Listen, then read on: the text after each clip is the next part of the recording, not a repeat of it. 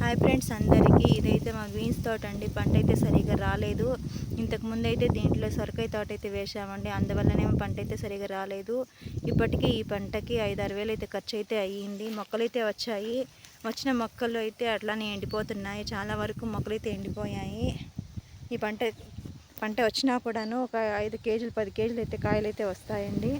అవి మార్కెట్కి ఎలా సరిపోదు.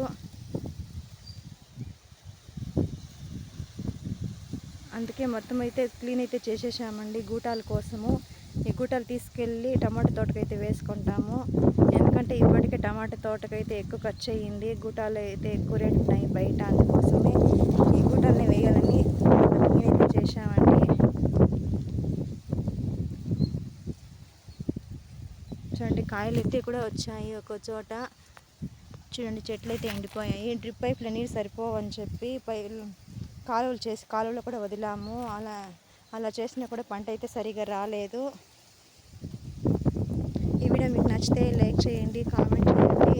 అలాగే నా మరిన్ని వీడియోల కోసం నా ఛానల్ సబ్స్క్రైబ్ చేసుకుని సపోర్ట్ చేయండి ఫ్రెండ్స్.